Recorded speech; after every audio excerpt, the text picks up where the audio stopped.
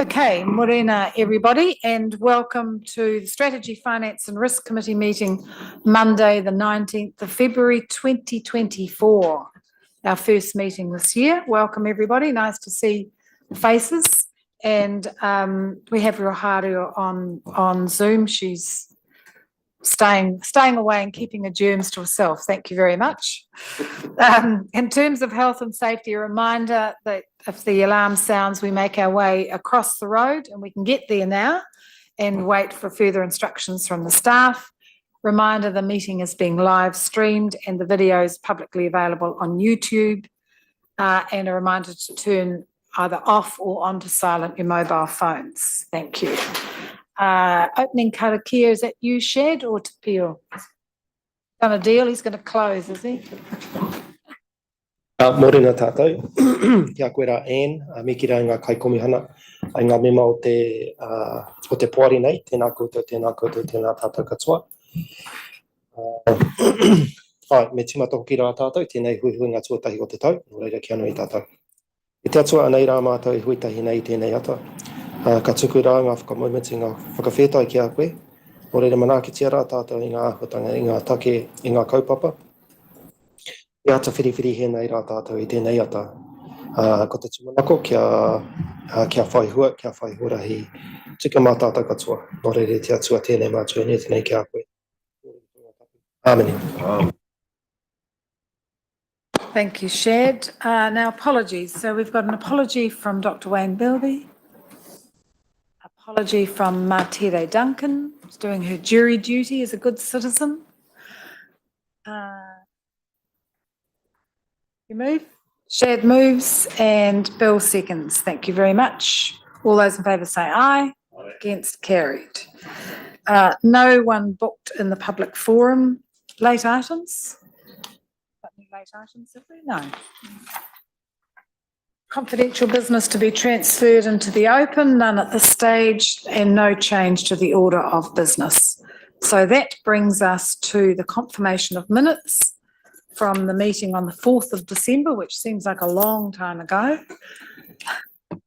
Any corrections, any questions on that? The only comment I wanted to make was the Audit New Zealand on page 27, and during the recent LTP submissions, we had a few submissions from people who were worried about the financial sustainability of the long-term plan, and one organisation in particular, Sustainability Bay of Plenty, and I think from that item on the minutes, the public can see that Audit New Zealand has the opportunity. It looks at our consultation document, it looks at the plan to assess whether it is financially sustainable, even looks at the questions that we ask of the public to make sure that they're correct and are going to are phrased correctly, but also the Standard & Poor's credit rating of A+ demonstrated that the organisation was in fact managing the finances sustainability. So from the public's point of view, that's a really important point, that even though some people might not think it, the independent assurance has meant that it is sustainable. Other than that, anything else from anyone?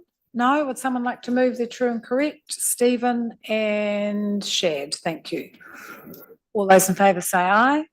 Against, carried. Speaking of Audit New Zealand, that brings us to the Audit New Zealand report on the audit of our year ended 30th of June 2023. And we've got Audit New Zealand here.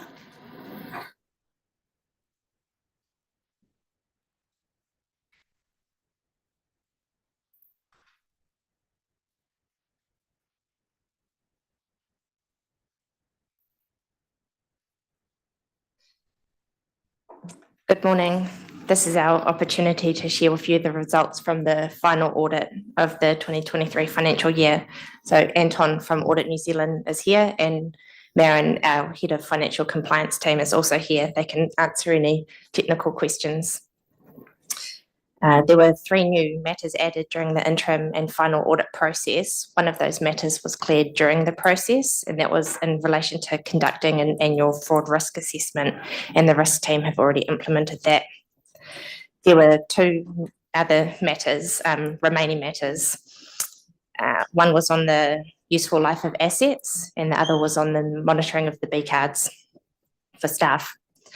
The useful life of matters, the useful lives matter for useful life of assets was deemed immaterial, and staff have actually already rectified that in the annual report, so would consider that gone in the next interim. The B card monitoring matter is currently being worked on by Marin and the sustainability team to understand what we can do to clear that. The last time you heard from me on audit matters, there were 24 outstanding items from previous years. Your direction was to clear as many of these as possible. We've closed 14 of those 24 matters. We've since had system and process changes that we would consider would have cleared a further 4. Of the remaining 6, 3 system matters have been transferred across to the risk team to sit on the risk register and to be helped monitored by the risk team. And the 3 remaining sit with the finance team to work on. I'll pass over to Anton if he wants to say anything, and then we can answer questions. Good morning. Thank you for having me. Leon was supposed to be here, but he phoned me at about 7 this morning, really not well, coughing and then, and he said, please come in his behalf. Sherry has summarised our management report really well. The only key point I wanted to focus was on the where we spend a lot of time on the audit is the fair value assessment and revaluations. That takes a lot of time, and it's it's a key spend of the council. So with that, I mean, you'll see there was about overall $513 million increase in valuation. We spend a lot of time with the finance team and your asset teams confirming that there's a good process involved, that it reconciles what the valuers have to your own internal records. We also look at any recent contracts on a sample basis to make sure the amounts that you're recording through your valuation is actually matching up to contracts, that the pricing is reasonable. And we also spend quite a bit of time actually looking that the assets exist on your within your system so that there's not double counting or anything like that. We also, for the assets that weren't revalued this year, which is like your roading assets and that, the council performs a fair value assessment to confirm that it has not, there's not been a material movement, and we concurred with management that there was no material movement. Those were the most significant items I wanted to focus on, because those where we spend a lot of time, and it has quite an impact going forward on the costs and managing the city council. I'm open to any questions. Thank you both very much. So I'll open it up for questions. Bruce. You happy for a statement rather than a question at this point?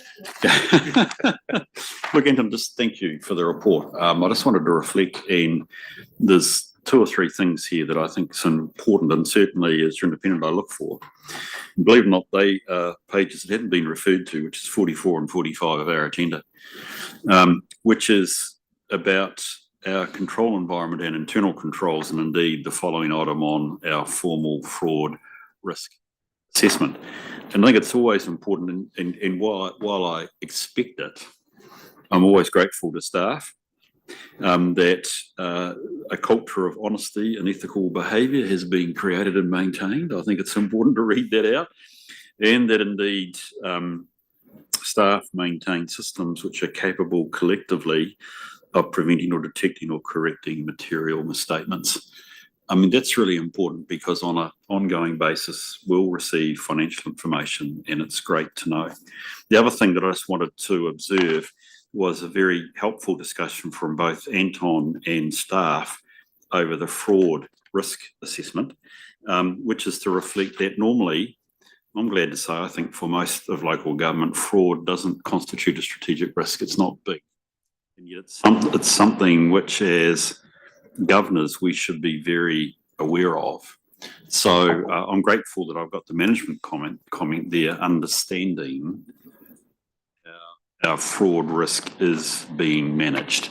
And while it'll only come back to us hopefully when we have to sign, actually, post-June, the annual report has to be signed off on. It's good to note that actually in the course of the year there has been a focus on fraud, and we should just note that and acknowledge the results at this stage. Thank you. Bill. Thanks, Chair. Not a question, but really a comment, and probably seeking some response. And this relates to the recommendations, and pleasing to see a number have been addressed and closed. There are, as noted, some still outstanding, and certainly I'd be very keen by 30 June that every effort is made to close those. And I note some of them have been around since 2017, 2018. For example, process for destroying P cards. And I'm not sure whether the dates are right also, September 23. So really keen by the end of essentially our term that there is closure on those outstanding recommendations, because it'd be nice to have a clean slate going forward in the next financial year. Anything else? The only comment I was going to make was your emphasis of matter in the annual report regarding Three Waters. And again, that came up through some of the submissions to the long-term plan. We, with audit's help, included an appendix because we had to act on the legislation at the time and have the waters out. But the appendix made it clear that the indications were that Three Waters would have to come back in. Now the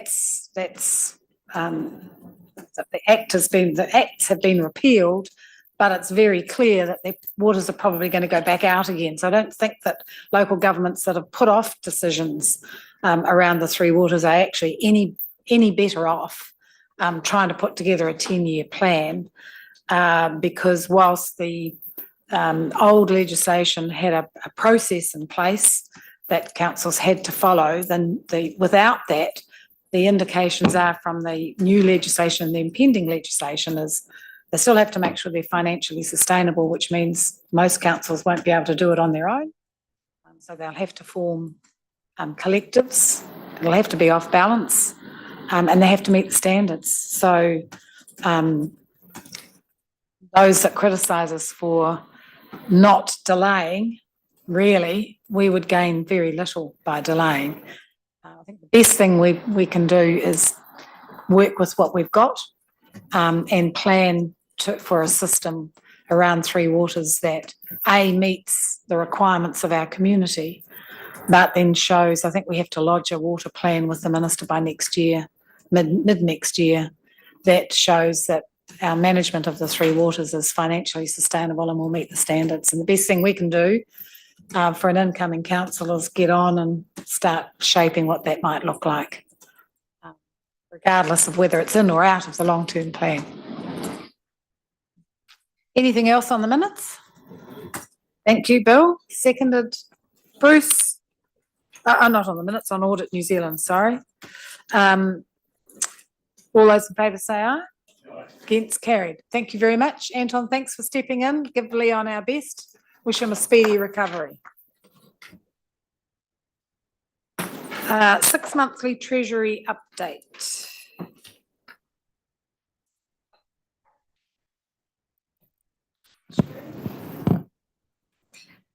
So this is the 6 monthly update on Treasury operations. It shows the results to 31 December 2023, and I'll just update you on a few of the highlights called out in the report and then provide an update since the report was written as well. So the cash flow forecast provided by the business at the time of writing this report looked to exceed $66 million. That's what you would have seen in the report. This has since been revised down through talking with project managers and the teams. It's now $45 million of additional borrowing required, and that has already been approved at council via specific overspend memos for land transactions and capital projects. What this will mean is a higher than budgeted debt position going into the LTP, which we've already been modelling for. So that will be around 1.25 billion as opposed to the 1.12 billion, which was in the annual plan. At the 31st of December, we had issued $105 million worth of debt, and that tipped us over that $1 billion borrowing amount. Since December, we've issued a further 60 million, and we're on track to issue another 195 million before the end of the financial year. This is to cover the forecasted capital and land transactions for the rest of the year. So that will be a total of $360 million of borrowing for the 2024 financial year. During this financial year, we secured a $10 million green loan for the Kopurerua River Realignment Project. This was the first from our GFA for the aqua biodiversity conservation category. It comes with a 5 basis point discount on any loan margins. The additional $100 million standby facility, which was approved in October last year, is progressing, and it's currently with our legal panel to review the documentation. We hope to have that signed by the end of March. Last week, we also rolled over the existing $100 million facility with ANZ, so the maturity on that is now 2027. In the report in paragraph 24, you've got the LGFA fixed borrowing rates, just to give an indication of what we're facing at the moment in terms of cost. Those are the rates at the 1st of February, and those have actually increased by 50 basis points in the last couple of weeks. And that is the market reacting to certain commentary and revised OCR forecasts from a certain bank. Fortunately, we're getting the second instalment of rates trickling in at the moment. So generally, we don't have to borrow for the next couple of months because we've got a lot of cash coming in. So if the Reserve Bank announcement on the 28th of February doesn't align to this recent commentary, we'll probably be able to ride that blip out if it is a blip. Just referring to the fixed debt chart in paragraph 32 of the report. So this is one of the key Treasury policy metrics that we follow to ensure that we've got the right amount of fixed debt for the next 10 years. We manage this by issuing fixed debt, but if that's quite expensive, we'll execute hedging. So at the end of last year, the swap curve actually dropped quite dramatically, and we were able to execute quite a bit of hedging to bring that grey line up a little bit above the blue and give us some good clearance there. The swap rates were around 3.9%, and we've been advised by our Treasury advisors not to swap in that period for anything less than 4%. So we actually picked a really good point of the year to execute that hedging and give us that coverage, because they're sitting at about 4.3 at the moment. So that was quite a good timing thing for us. Again, the 28th of February is going to determine how we manage that and monitor that for the next couple of months. I think that's probably most of the updates that I was going to provide you from what was in the report, but I'm happy to answer any questions. It's very helpful, thank you. Any questions for this item? Yeah, Bruce. Yep. Thank you for the report. It seems to be relatively straightforward, and I'm personally happy with the settings. I had a minor question at paragraph 37, just the level of retentions. To be honest, I'm not fully aware of the legislation, so without wanting a 101 on it, I was interested that the amount of retentions that are applicable that's only 70,000. I thought there might have been a few more zeros after that. Is that all we've got in the way of retentions, or is it just a specific subset of retentions? Correct. It's just on any contracts with retentions, contracts that we entered into from the 1st of October. I won't pretend to know a lot about contract management, but a lot of our contracts, as opposed to holding retentions, the contractor will have a bond instead. So that's why it's a lot lower at the moment. Gotcha. Thank you. Anything else? Anything else? Okay, so we need to receive the report, approve the issuance of long and short-term debt on a wholesale basis to manage cash flows. We need to approve maintenance of a minimum of $15 million of cash and short-term investments to manage our cash flows. And we need to approve the hedging of all significant foreign exchange exposures. Bruce and Stephen. Any further discussion? Very, very good report, thank you. All those in favour say aye. Against, carried.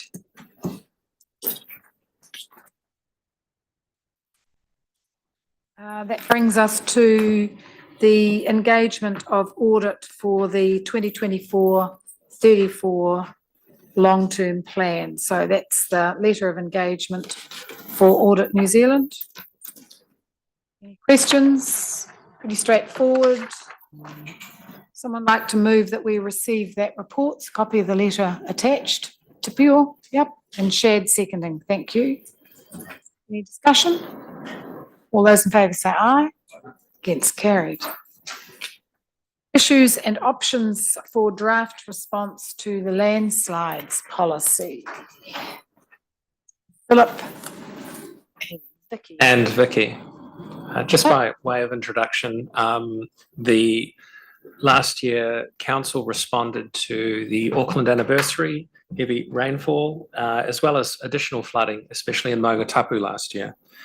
One of the learnings we took from that is outside of civil defence, it's important that the organisation and the community knows who does what. It's a new and evolving natural hazard. I think climate change might have something to play a part here. So the team's going to take us through what our internal policy might look like and also offer up some insights related to how we make the most of opportunities that may come from the Crown and Wellington. Tēnā koutou. So as Alistair mentioned, this policy reflects what we learnt last year, so it's kind of consistent with the position taken to date. But it just steps that out so that way our staff and the community have clarity around how the council as a landowner is going to act should there be a slip that either affects council property and private property, affects just private property, affects entirely council property, and it just gives kind of that clear expectation, especially for private property owners, to know that if there is a landslide, that repair and remediation, it is important they know that themselves, their insurer and EQC will need to be funding and covering that recovery, and just making sure that people are aware of that so that they can take steps to mitigate that for their property or hold the relevant insurance as well. And for if there's a government support offer on the table, it just gives some factors that might be useful for the council to consider, but it retains that discretion for the council of the day to take that decision around whether to accept that offer. I'll take any questions.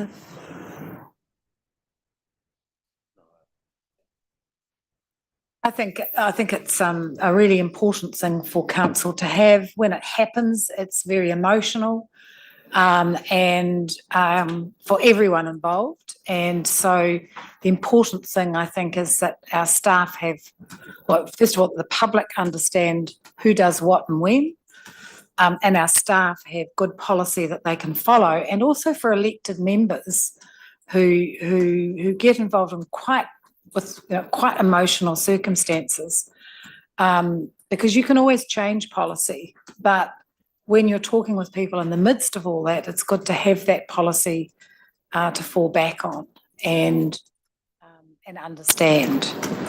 And sometimes individual circumstances can be so great that you want to help. The natural instinct is to help, but the long-term consequences of that for the ratepayers has to be taken into council. This gives protection, I think, for everybody that's involved in those circumstances. I think it's very good. What I suggest we do is probably work through the issues one by one and tick them off so that we can then come back and do a recommendation. Because it's pretty well set out. I think it's a very helpful report that just steps us through. So option 1 is to have a policy clarifying the role. Has anyone got any questions or any comments on where we are? The recommendation from staff is option 2, that makes it clear. So we have a policy, makes it clear to the community, may hopefully prompt property owners to invest in preventative actions themselves, knowing that actually it's with them on their property, but is quite transparent and I think importantly complements existing policy. Everyone happy with that? Shad? I'm happy with that. I suppose I just had a question. Do we understand what Western Bay are doing when it comes to this So issue they or this have matter? sorry. Whether they're developing anything similar? They have an existing kind of coastal erosion policy, which speaks to a number of these issues. We have a coastal structures policy, which speaks to some as well. So some of their material that's in our landslides policy reflects what's in their coastal erosion policy.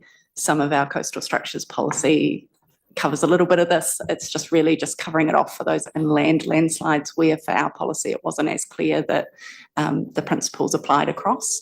So it's a little bit hard. There isn't a council with an exact setup like ours. There are other councils like Auckland and Wellington who have chosen to just have website material for people.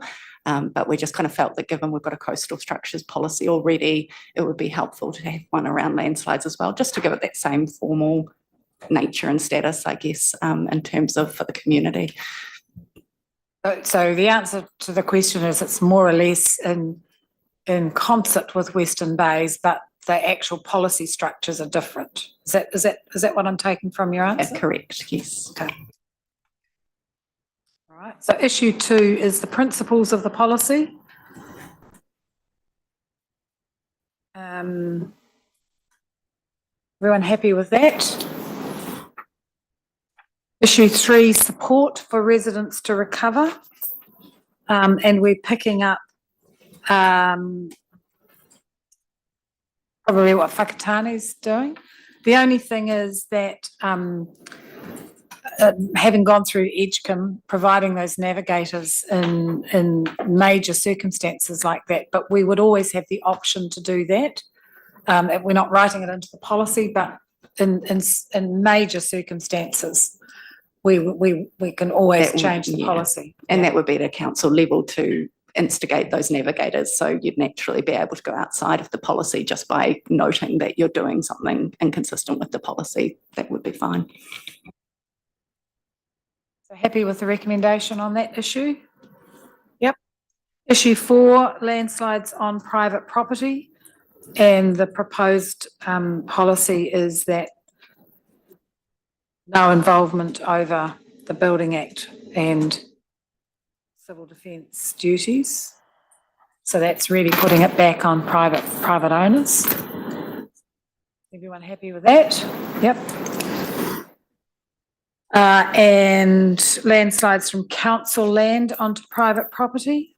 Recommendation is that ratepayers in general don't have responsibility for private land, protecting private property, but that we can make the decision to repair where it's the highest value. Is that right? That's the option for the council land only recommendation. For the recommendation 4, where we're talking about council land slipping and it impacting private property, our suggestion is that we meet our legal obligations only. So that makes it very clear that we're not going to remediate above. However, if there were a situation where there was a strategic asset involved, there was a really clear case to do more, that would sit at a council level to make that decision. And again, just noting that it was inconsistent with the policy. we felt this was the best level to have it set at, so that way staff weren't getting, I guess, influence to use their discretion on individual cases of private property and council land being involved. So if there was going to be that decision, it would sit at a council level to decide that actually the investment justifies the fact that we're going to be doing an action which could protect private property, which would run a bit counter to the rest of the policy. So. Everyone happy with that? Yep. That is a good level, yeah. So that's issue 4. Everyone happy with I think there's 4 parts to that. Issue 5, landslides on council land only. Recommending, again, council target resources to areas where council decides it has the highest benefit to the public. Again, giving the discretion to the council to make that decision. The best way to deliver it. Happy with that? Issue 6, contribution then to government partnerships or interventions, and really being quite sensible and just allowing council to make that decision, because it depends on what's on circumstances of the time, what's on offer and how it's all put together. And I think everyone looked at the 50-50 and thought, wow, but there was a whole lot in behind that councils had actually negotiated as part of that package, and that's important. Bruce. Thanks, Ian. I just, a bit like your question shared about Western Bay, do we have a sense, particularly with the new coalition, where they're going around the options of things like FOSL, which you're right, it was wow, but nobody knew it was coming, and all of a sudden councils had 50% liability. I don't want to make that a political statement, but that's the reality. Do we have a sense of where the government may be going in future events which are bound to happen? Thank you, through the chair. The sense from the coalition government is that they're intending to continue the FOSL policy that was initiated originally by the Labor government. At this stage, that's the indication we've had from the continuing discussions with the Cyclone Recovery Unit. In terms of going forward, they've been quite clear that at this stage that this is intended to be a one-off policy that may be looked at on an individual case-by-case circumstance going forward, but there's been no indication that this would be a continuing policy for future events. Again, it's sort of like the previous one, a sort of a de minimis is the best place to be. You can always move if it comes, yeah, if you have an option. Yeah. You have an option, that's right. That's right. So I think at this stage, until that's clear exactly what the ongoing circumstances are, because we thought 50% was a big liability for local government, but it could be higher. So I think you've done a really good job with positioning us well. Okay, so that's the 6 options then. If someone like to move the recommendations, we receive the report, agree to create the new policy, and then agree to these different parts of the policy as laid out as we've gone through. Agree to adopt them with immediate effect and without public consultation. And I think that's quite important to make it clear that we're not having public consultation on this, because it's pretty clear that some people will think it's really good that where they are liable to landslips, that the council picks up the tab, and those that are living on the flat that don't have any of those won't. So we know what we would get from public consultation would be quite different. And then delegate to the General Manager of Corporate Services authority to approve any minor or technical changes prior to the final publication. Shad. I'm happy to move, but also to, I like the way it's framed in terms of, setting the line now, not retrospectively, but actually everybody's clear about what this looks like. Putting aside all of the issues and challenges we've had over the last 12 months and dealing with a number of issues and challenges in our community. So, I'm happy to move the recommendations. Seconder, Stephen?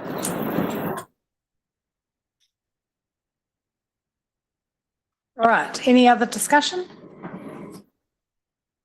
All those in favour say aye.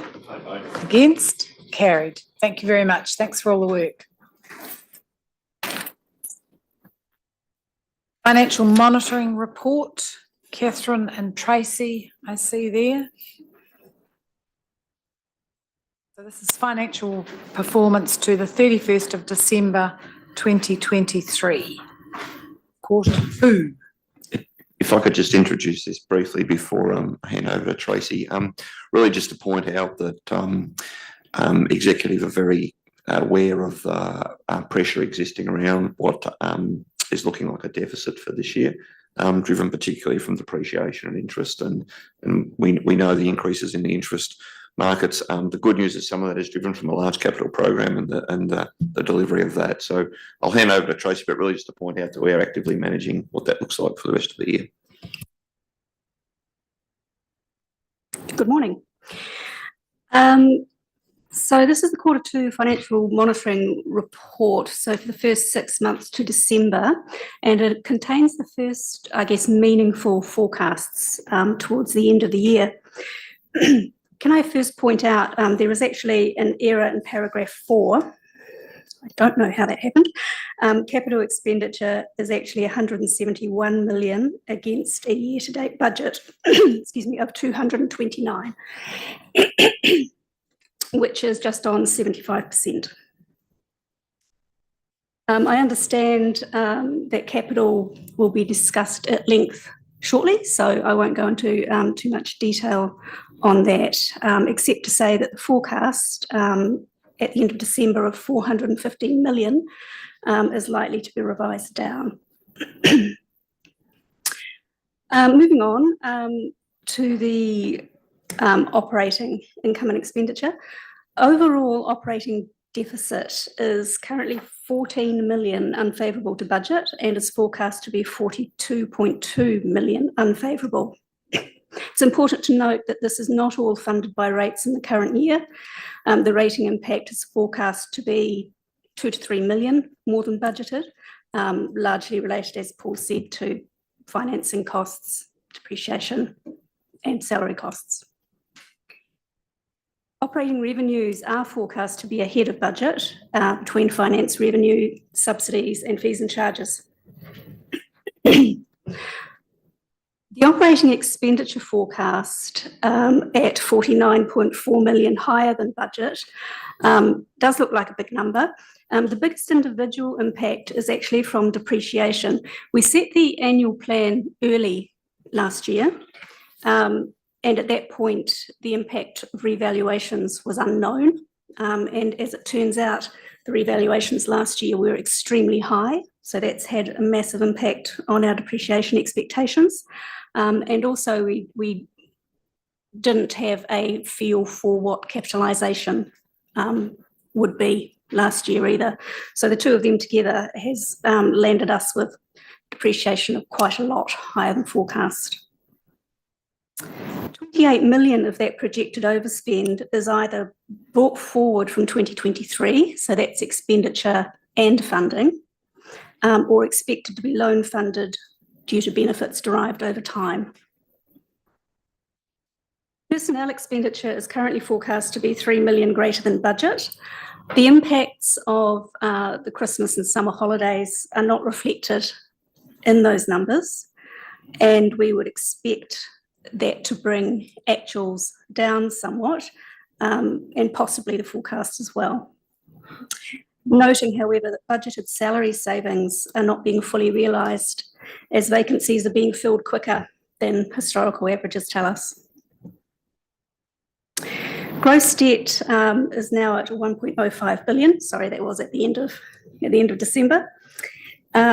And while interest rates are high, council is achieving average borrowing rates of 0.75% less than OCR. Okay. I'd like to draw your attention to attachment 2 on water volumes. I don't really have much to add to that except to say that we've provided that in response to a query from the last quarterly report, I believe it was from Commissioner Selwood, who was interested in that model. If you do have any queries on that, Commissioner, we'll be happy to send it to the right people. and further to attachment 3. So attachment 3 is just a screenshot of one of the screens available on our new financial monitoring dashboard. And I thought I'd draw this one to your attention because it's a display that we've not had regularly before now, which is the long-term trends. So of particular note in this long-term trends sheet is that you can see capital expenditure climbing significantly from 179 million in 2021 financial year, that's actuals, to the 23-24 plan of 367 million. So that's an increase of around over 100%. Likewise, if you look at operational expenditure, the blue line, you can see salary costs increasing, but by nowhere near that kind of volume. So salary costs have increased in that same period of time at around about 50%. There may be other impacts around consultancy, et cetera, supporting that capital program, but I just thought that really stood out to me as a relationship just by seeing this visually. So I think we're going to get some good information from seeing that data. Other than that, just to knock off the recommendations, first one obviously to receive, and the second one around some loan funding for transport projects, the detail of which is in the report. Thank you. Any questions? Thanks, Anne. So my question really just relates to the other big variances in the grants area. Can you just expand on what's driving that variance? Sure. And I'd like to point out as well, in the live version of this, there is actually, you float over it and you get other information, and there's information boxes and that kind of thing as well that don't print out. But that is actually particularly in relation to Tauranga West, which we've all talked about before. Thank you. Do you think lottery had sort of come to the party or something, do you? We just need to make that same correction in paragraph 12, because that has those same figures. Yeah. Just for the minutes. Any other questions? I do like those screenshots. I will go in and have a look. I didn't realise they floated more you could float more information on them. But I think that for anyone who's really interested to see those, gives a really good picture of where we've come and where we're heading. The only thing I'd say is consultancy expenditure is probably a misnomer if it includes all staff costs. So all staffing costs, and which would include consultancy. Just knowing how people like to pick out how much money you spend on consultants. Yeah, it's not staff costs and it's not contractors, it's consultants. It's just consultants. Yep. Okay. And it's not consultants attached to specific capital projects. It's all capitalised. Yeah. All right, anything else? So is someone prepared to move? We received the report, and as at para 14, we recommend council approve the unbudgeted loan funded operating expenditure and associated rates funded debt retirement over a 5-year period, 379,000 for Keenan Road business case, and the contribution to the Wairoa Bridge Cycleway safety works at 1.1 million. Stephen move and Bill second. Any comments? Happy with that? I'll put that. All those in favour say aye. Against, carried. Thanks, Tracy. Capital program 6-month update. Just while the team coming up, we have today Mike, Calvin, Wally and Amanda and James. perhaps the key theme, the thread that runs through the update this quarter is that we're growing at a reasonable pace. We have momentum, but the growth is at a reasonable pace. I'll hand over to the team.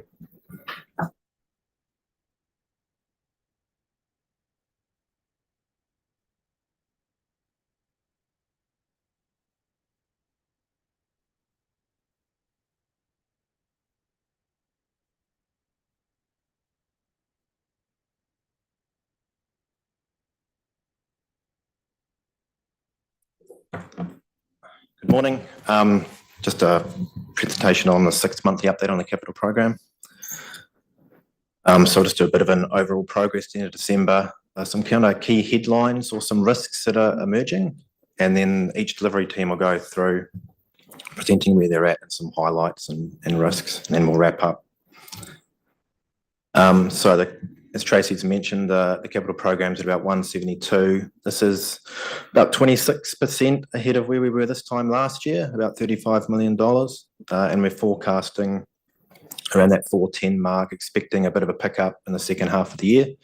Number of contracts being awarded, and obviously into the busier season, seasonally. I guess these are some kind of key things that have come out of the ANZ presentation from Sharon Zola last week. This one primarily around inflation, and we're probably concentrating on the blue line there.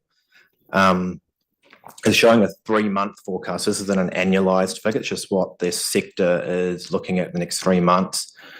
So it's still a bit sticky in the construction space in terms of what they're intending to price at, around that 2% mark.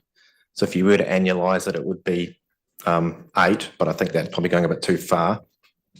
And also the cost expectations of the sector as well is obviously aligned with that, and it's just above the 2% mark. So that inflation is still hanging around. It's still a risk for the capital program. And most of the commentary coming around the RBNZ announcement is that easing of the OCR rates can probably take longer than most of the forecasting has been done previously. The next one is quite an interesting graphic around what firms are kind of dealing with as their kind of main problems. It's demonstrated down the bottom over the last couple of years. In the post-COVID world, labour's been a bit of an issue, but we've seen net migration go up, and that's eased off. There's probably still an issue around skilled labour, particularly the operators in the contracting space, but that is starting to alleviate itself. The one I would bring your attention to is the yellow box, which is around interest rates. So that concern is growing, and what that means is that there is a risk around solvency of our supply chain, mitigating that through due diligence, of course, making sure the contractors we're working with or new suppliers coming on board are solvent enough to deliver what we need to do, because our program is growing. So that's just something that we'll take note of and work with the risk team and also the delivery teams in making sure those things are carried out. So I'll pass on over to Mike, who'll give a bit of unless you've got some questions, sorry. Just on that graph, if you go back to it, the other thing that really strikes me from that is the significance of the regulation and paperwork. Given the we hear constantly around staffing and resourcing, but the significance of that is really quite stark. Got to speed things up in terms of our process. Good message to central government with their current review of RMA, etc.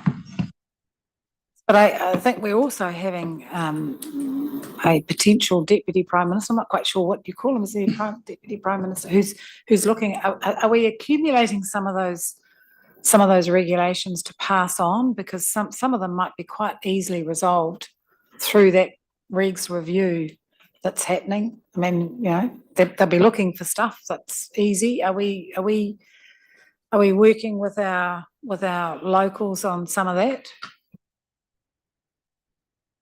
We certainly are through the conversations that we're having with Wellington. I know Christine's team have been feeding that information down, so we'll continue to do that. And that's it. I'll pass on to Mike. Thank you and good morning. Just as a general overview, our civic development program is going really well. At the moment, we've got 6 major sites which are open and active. So we've got the Beacon Wharf, the Strand North Reserve, the Strand Boardwalk, 90 Devonport Road fit out, the library, Com Hub and Masonic Park. The team are working really full steam ahead. Our budgets are all, they're running slightly behind at this stage, but there's a lot of expenditure which is coming in the third and fourth quarter of 2024. We've also done some rework since the council meeting of the 11th of December around the aquatic centre budgets and the purchase of 483 Cameron Road. So you'll see they've been included now in our suite of projects. And we've done quite a lot of work with the Willis Bond team just in working through the cash flows to align them to our L2P budgets.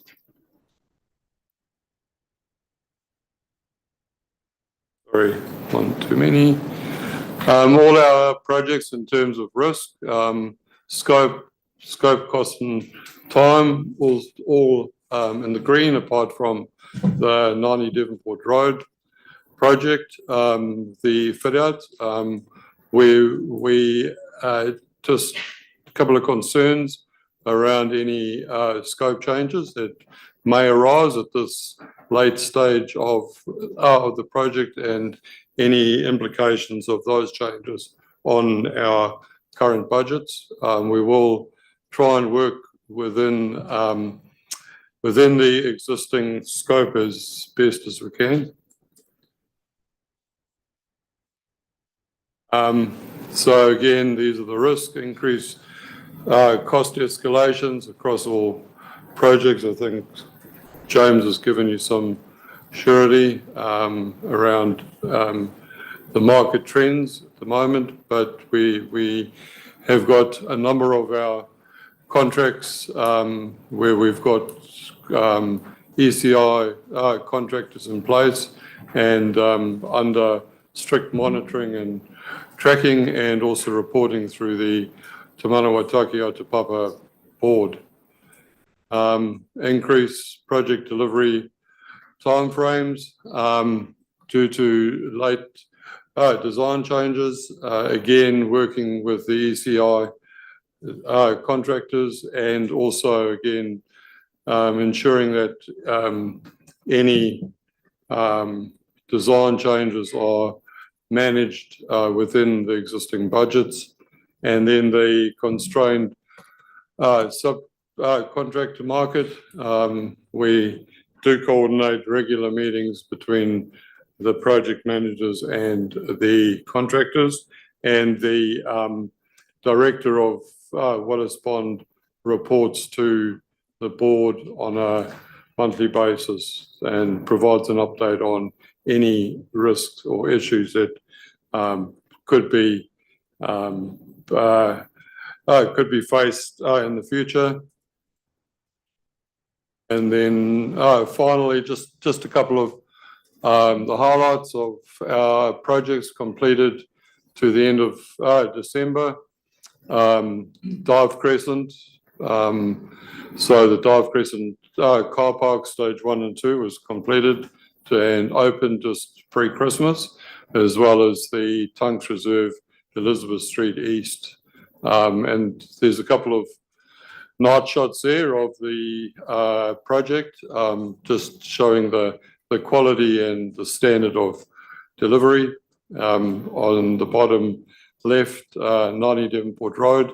We now have, if you see in the photograph there, the K braces are now to the final level 8, and you'll see they're busy putting in the timber framing for levels 6 and 7 at the moment. The centre photograph shows the wrap piling that's taking place for the library community hub. Very exciting to watch that. I have sent around a YouTube time lapse, which I think a lot of you have seen. We have 900 plus wraps to install, and we're anticipating to have those completed by the middle of March. The northern seawall, we've completed the first 1/3 tranche of that project, and the boardwalk, the southern and the northern abutments are currently underway. I'm happy to take any questions. Maybe the regulations around the construction of the boardwalk might be helpful to send down to the regs review committee who are having a look at regulations. I mean, there was a major earthquake, the city might be flattened, but the boardwalk will remain. I think that applies to the seawalls as well, Madam Chair. Our infrastructure in this country is so expensive. Some of the regulations around it are ridiculous. Safety, sure, but over-regulation means huge costs. Shad. Thanks, Mike, for the update. I went for a walk around the city yesterday morning, and everything's looking, particularly tungsten, all the activities looking really good. I suppose my question is, and I think it was on the previous slides, thinking about labour and the constraints in the labour, contracting market. What are we doing to mitigate some of that stuff, or what's the board? Given we've got a long program of work.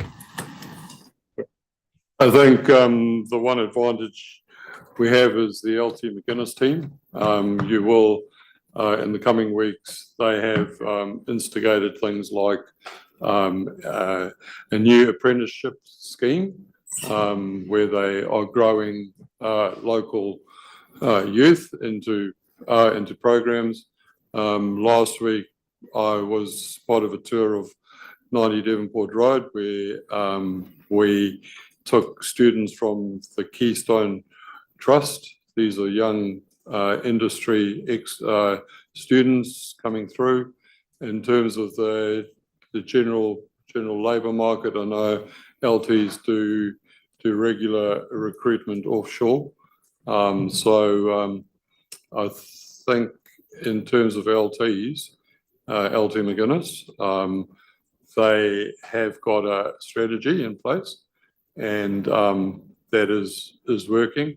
And I think the other benefit is when you've got a large pipeline of work, the contractors can see that they're moving from one building to the next, to the next, to the next. So there's guaranteed work until at least 2028.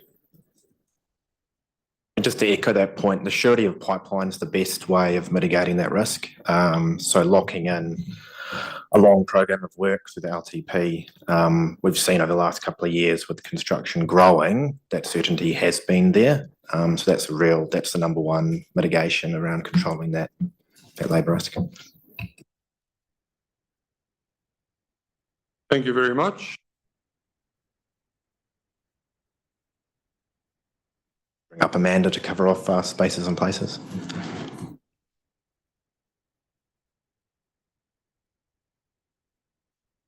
Morning. That first slide is just to show a small snapshot of the diversity of work that the team's working on at the moment. We have, I guess, in terms of overall capital spend, it's small, but there are hundreds of projects that the team are delivering every quarter. So that top corner is a slip remediation as a result of Cyclone Gabrielle at McLaren Falls Park. So that was quite significant. We've got the marine parade construction, of course, with the digger on the beach. Lots of the upgrade and building work we do around the city with the smaller amenity work. So that's a new shade sails and picnic area that's gone into Zespri Reserve at Mount Maunganui. And we also do some work with the big gear. So down the bottom, that's the start of the sports field construction at Gordon Spratt Reserve. So it's about 4 hectares of earthworks that we've had underway at Gordon Spratt Reserve.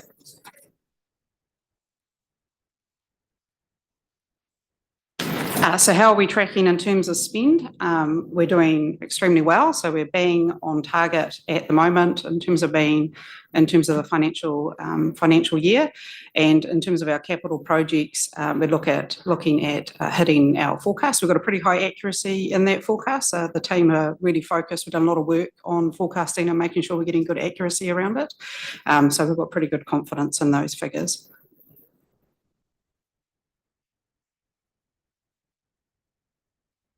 In terms of our top 5 projects, a few of these have come to an end in the last quarter, of course. It's been really great to see the contractors back in full swing on Elizabeth Street, and we've hit some pretty significant milestones in terms of that work. So all of the concrete is now in place. The second pedestrian crossing went in at the end of last week, and we're on target to have those works tidied up and completed in April this year. Marine Parade, of course, that's been open to the public, and that was opened in December. So we're just in there at the moment doing the final finishing touches on that walkway. A lot of work in the active reserve program at the moment.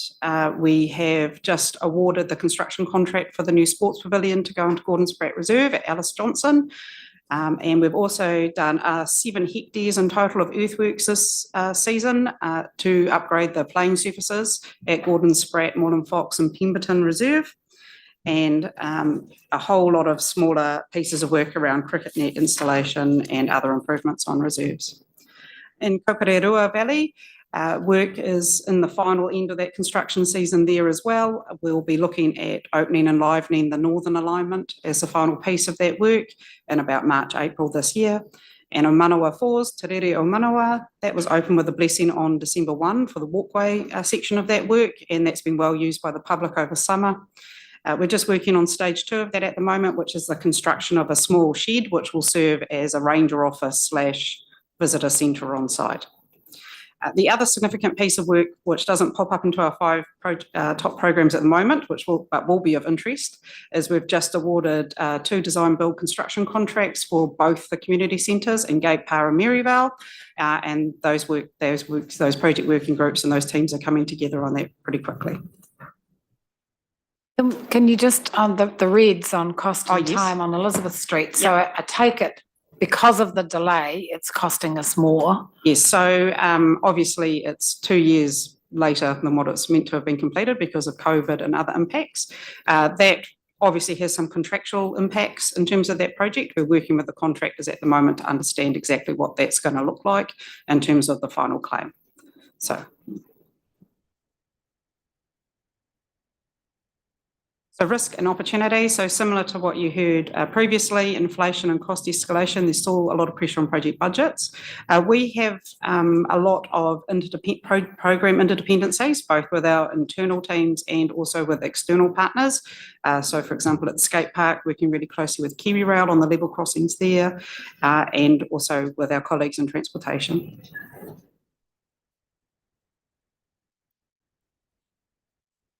Good stuff. Some of our highlights. Of course, there was the opening of Te Rere o Manawa in December.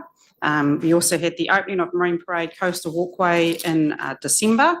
And it's really one of the really pleasing things that we're hearing. We're getting a lot of compliments from Marine Parade, but it's also really great to go over there and just see the amount of access it's provided to the community. I was there on Sunday and probably saw about 3 or 4 people in wheelchairs and with limited accessibility being now able to access the coastal fringe, and the way it's activated that entire coastal strip has been really fantastic. So that's a really great one to get open for summer. The other big opening we had just before Christmas, of course, was the opening of our new Tauranga depot for our city operations team. So that was a project that was stood up pretty quickly, but they're all moved in and enjoying their new home out in Tauranga. So that's the big stuff. There was also a heap of smaller stuff that was done pre-Christmas as well. So work is progressing really well on the destination skate park. So that curved structure you can see there is the first 3D printed concrete element. So that was done in a factory over in Hamilton and brought over, and that's actually a skatable surface. So that's pretty cool. We did a whole lot of work with the final round of the implementation of the Moau placemaking. So you would see some new seating and interpretation on the summit at Moau, and also the viewing platform at Awiti that was opened pre-Christmas. We've done a heap of more reserve improvements in the lakes. So we've put in some large seating and shade structures at Kaslani Reserve, Tuatara Whananga Yatin Park. We've done a series of upgrades in there as well around the car parking and the services in there, and we've also been able to source and update the entrance plaque as well, which took a bit of work. And there's just some really good snapshots of the progress on Elizabeth Street. So as I said, all the concrete is now in place. They've done the planting, and it's just a matter of now working through the placement of some of the street furniture and the other items in there. So we're pretty close to having that open and ready for public use. April at this stage, March, April. And just when I talk about the small things that we do in the community, this actually only came into us on Friday last week, and it's a really good example of the value that the capital projects team are delivering to the community. So this is a really small job that was done as part of our active reserves development program. We upgraded some of the throwing circles in Gordon Spratt Reserve and got this really great feedback and thank you. But the bit I want to highlight is the cool story. When we turned up for training last night, Tatiana Kaumoana, the New Zealand senior women's discus champion, and Harrison McGregor, top 3 ranked shot put, men's 20 grade, were there training and loving the new surfaces. The kids were in one of Tatiana's throws, and you could feel their growth just watching these New Zealand champs on the home patch, but all because of these new circles. Dad walked past me and said, "Build it and they will come. I've never seen anyone throw like that here before." So I thought that's a really nice illustration of the work we do in the community and the value it adds back into our community.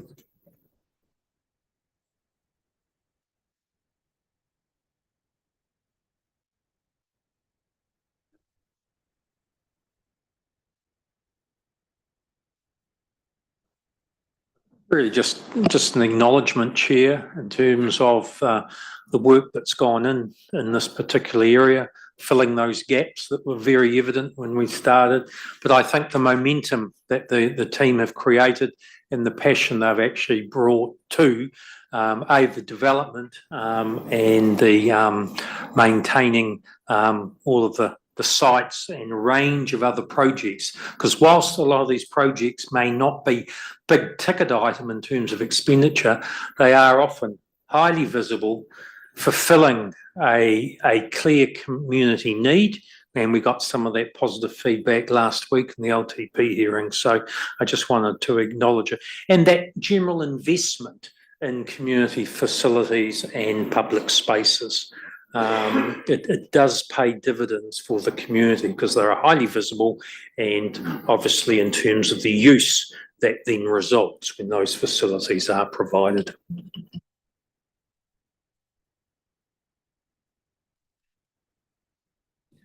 Just picking up on that theme, the thing that really struck me last week as we were going through the long-term plan hearings was that in previous rounds, we had club after club, community organisation after community organisation, etc., all coming to us saying, we need investment, we need you to support what we're doing in the community, we need more money, we need this, we need that.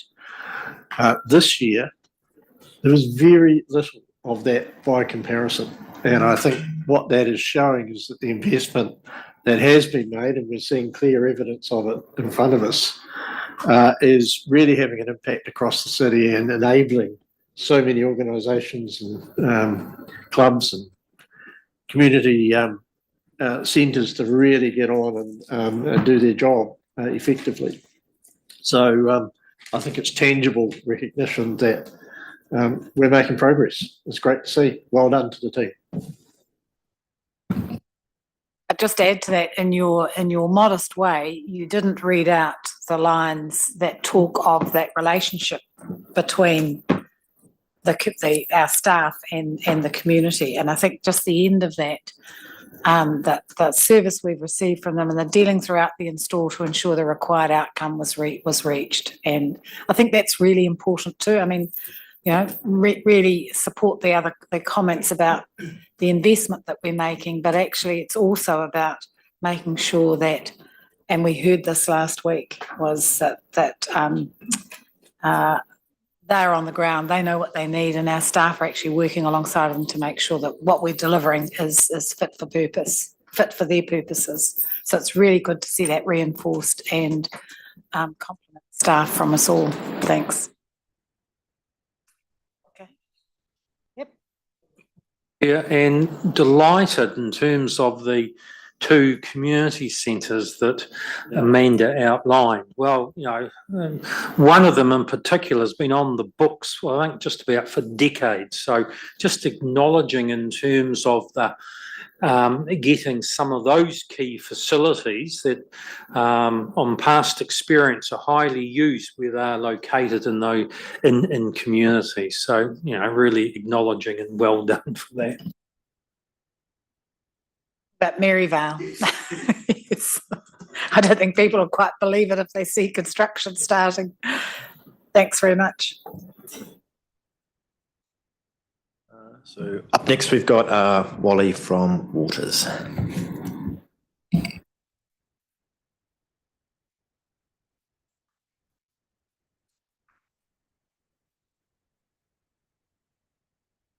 Morena tatou. Waters, yeah, we've got a few projects underway, as you know, and a few that are in the wings, but where are we going to start today? This is me.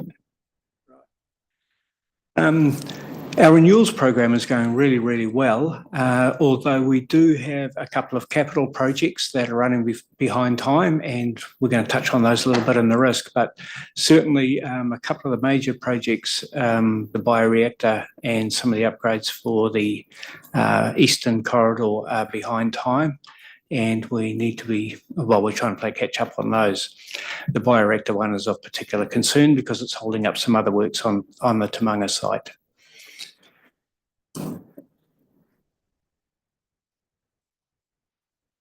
One of the projects that's going particularly well is Tauranga desludging, so that's the Pond 1. As you recall, Pond 1 was being used for sludge for quite a few years, and it's sat there for many years, ageing and becoming a lot less volatile. So that project is well advanced, and we have a consent to complete that by the end of March. We've gone a little bit further than what we anticipated taking out of that pond, and we're still continuing to desludge it. We're getting to the point where it's close to empty because we're at the point where we're starting to chase the little pockets of sludge around that pond, so which is a good news story. That's where we want it to be. Yeah, it's exciting, eh? Did you ever think that you would be sitting at a council meeting saying that? Yeah, it's not as sexy as Spaces and Places, I must admit. The Tauranga bioreactor, yeah, it's a disappointment. There, we've got all the piles in place, over 3,000 of them. Some of them are not in the alignment that we'd like. They're slightly out of alignment. So we're still working with the contractor on that to complete the amount of works that they can do on site. We're not going to get a full remediation of those piles. So we're looking at cutting them down, packing the site and getting them off site, and then considering what we do next as far as getting the second contractor in to build the tank. So it hasn't gone quite to plan, but we will be still building that bioreactor. It's just going to be a year later than what we anticipated, which is unfortunate. And that has had knock-on effects to other parts of the program. And Wally, is that partly due to just the state of the land there? Predominantly, yes. It's a difficult site for those ground improvements. So yeah, we're working through that with the contractor and designer at the moment. It is a difficult site for ground improvements. Tauranga Third Clarify, that's going really well. That's right next door to the bioreactor. So with that piling campaign is going really well and is ahead of program. So we will have the third. And the third Clarify, having that constructed slightly ahead of time, mitigates some of the risk from the second bioreactor being late. So that's a good part of the news as far as mitigation of risk goes. The Eastern Corridor, Opal Drive Rising Main is in and operating, and we've got a nice boardwalk out of that along behind Fashion Island, so that looks pretty cool. The Opal Drive pump station, we've awarded that. It's slightly behind time, but we're aiming to play catch up there. There were some issues around consenting and mitigating of vibration of the properties next door. So that's been resolved. And the Western Corridor, yeah, most of that's our part's complete. There are others that obviously have a part to play with the developer in Wakakatahi.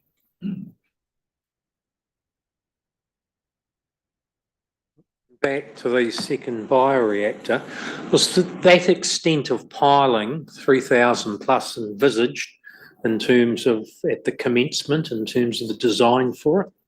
Yes, it was. So it's about 110 metres long by about 25 metres wide. So it's the size of almost the size of a rugby field, if you like, but a rugby field 70 metres wide. This is 25 metres wide. So there's a whole lot of piles go around the outside, and they're all contiguous with each other. So it forms a watertight seal around the outside. And then within that, there's a lattice of piles that are drilled. And they kind of overlap as well, so they're contiguous with each other. And then the tank sits on top of that. So it's a lattice framework of piling. So yeah, 3,000 piles were anticipated and have been delivered. There's just a couple that aren't quite, well, not a couple. There's a couple that just aren't in alignment. So we're dealing with that matter now. Maybe there's just, so it's not just the numbers, but and to hold a structure up. But the purpose of it is in case of an earthquake, to prevent liquefaction from happening and the bioreactor becoming out of action because of it. So it's not just structurally to hold a building or a structure up, but it's for earthquake prevention purposes. Thank you, Nick. Definitely, yeah. So it's designed for IL3. Okay, top risks to program. Obviously, we've been through the hoops a little bit with the government. The previous government had 2 goes at it, and this one's had another go at it. So it's an interesting little piece of work that we're working through there, and Stephen Burton is leading that very capably, I'm pleased to say. So we're trying to stick close to that and understand what comes next, and provide enough flexibility within our programs, and get a lot of design work up front, so that if we do go into an entity and things are accelerated, at least we have the designs in place. If things slow down, well, then we can slow things down. But we can't stop the planning. So our strategy around that at the moment is to continue the planning for the city and make sure that we do have robust plans in place, so that if things do suddenly start to evolve, the implementation does not stop. Part of that, we set up some delivery panels for consultants and contractors, about 9 consultants and 3 contractors. That's been well received. The works program is still a little bit flexible at the moment as we go through the LTP process. And I guess it looks like we may have overstated the amount of work going to those panels, but we'll work through that with them once we have clarity around the LTP. And resourcing internal, external, it's hard to get staff, both us, contractors and consultants. So we've done a lot of work on staff retention and done a mini restructure, I guess, with our delivery team and built some more capacity into that team. We've got some senior program managers in there that have some grads and junior project managers coming under them. And we're developing those people to be good project managers in the future. So we've taken a slightly longer term view on the way we build capability within those teams. The grade programs mentioned, and really staying close to our supply chain, keeping them well informed because things are a little bit fluid at the moment with regulatory and legislation changes. So we're trying to stay as close to that as possible and keep them as informed as we are.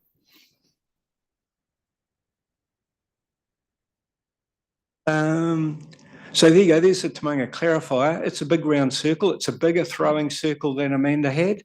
And hopefully it'll hold water. So yeah, it's not as cool as the throwing circles. It's not going to get children excited.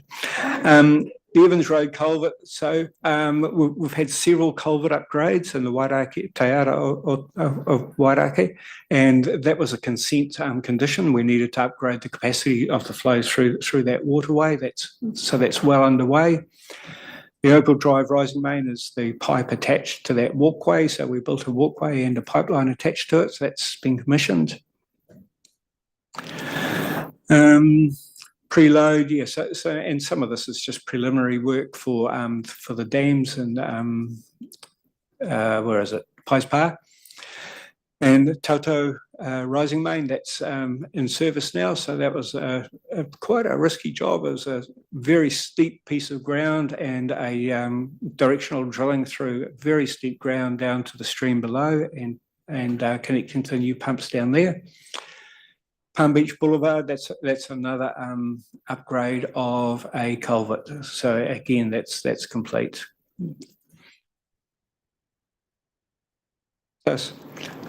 And obviously those culvert upgrades were done in association with the Transport at the time, working around some of their work. So we were trying to, they have taken a bit longer than what we thought they would because we've lined them up with other transport jobs, but that's the way we need to roll. Any questions? Wally, look, really appreciate the uncertainty around waters. I don't know whether you were here when I talked earlier, but it's really critical that as you are doing that we keep on with the planning because whilst the seats around the government table have changed and perhaps the legislation has changed, the issues haven't gone away. So instead of the government telling local government what to do, basically the new government said local government has to work out what it's going to do, and the same old issues are on the table. We've got to maintain the standards, which are continuing to rise, but we've got to make sure that it's financially sustainable. So, you know, the sensible thing to do is to keep the planning because our population still keeps growing, and we've got to plan so that we're ready whenever whatever new structure comes into being, that we're ready to go and well servicing the city as the Waters team has done for decades. So well done. You're right, it isn't as exciting as discus throwing circles, but it's absolutely essential to the quality of life of people who live here. So you know, really appreciate the work and just the sensible attitude. So understand it's really disconcerting for staff. We've got really good, highly qualified, skilled staff and we want to maintain them. And other people will want to use them, I think, as we start working together regionally and cross-regionally. So, you know, send that message to them. We really do appreciate the work that they do. Thank you. Will do. Any other questions? Yeah, Bill. Just in terms of the top image, Wally, is that part of the stormwater mitigation up Pies Parkway? Yes, it is, yes.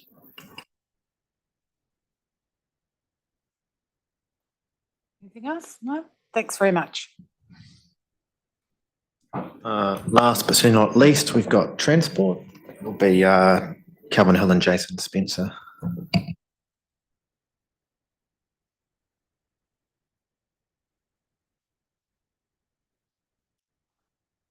morning, Commissioners. Good morning. I invited Jason along today basically because I've been in this role 6 weeks. It's a big learning curve, you know, and it's a step up from large tanks to dirt roads, or sealed roads, I should say, and public too. But we'll run through the transport today, and I'll get Jason to fill in some of the top 5 projects.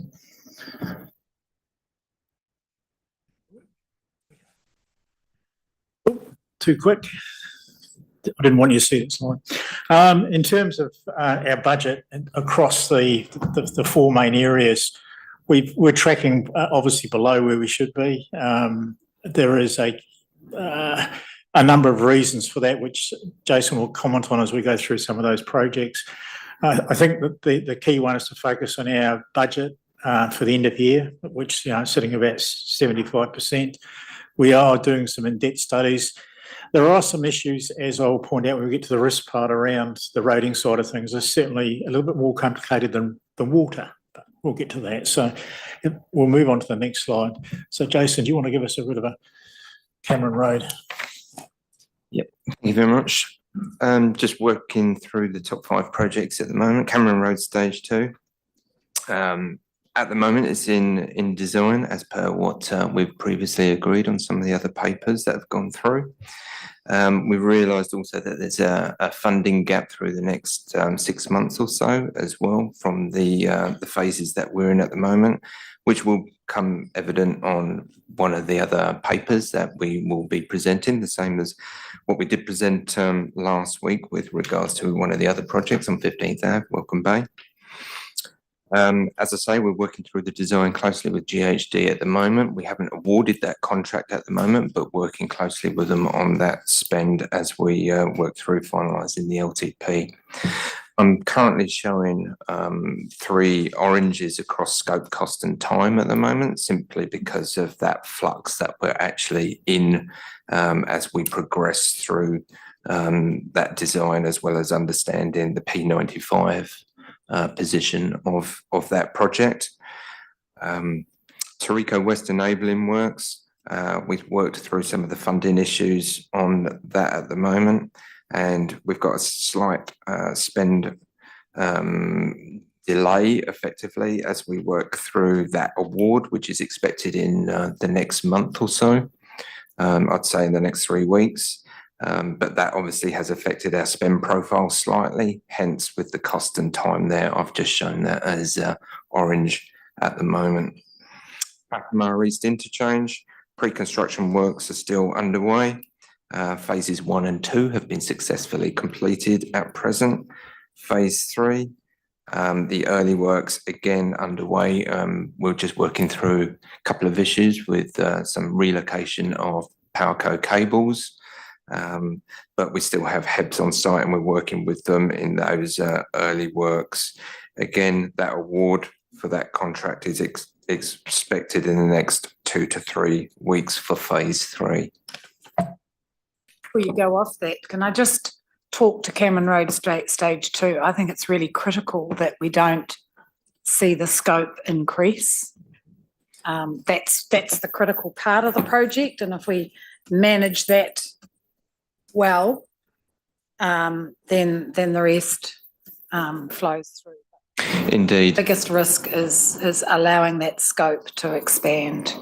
Yep, indeed. And until we actually get to understand, just like Cameron Road Stage 1 effectively, when we do all of our service locations, etc., that's where that scope gets to increase, and we try not to obviously make that happen, but we need to do all that investigation works and clearly understand what work we have to do in the ground.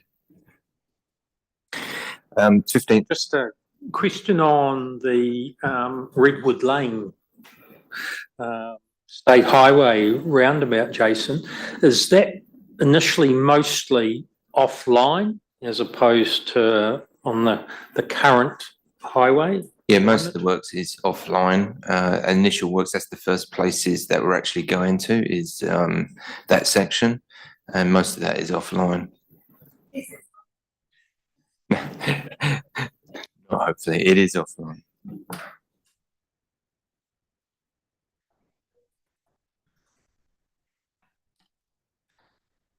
15th after Welcome Bay. Again, we had 100% IFF funding approval from a paper that was in last week, which was great. It has enabled us.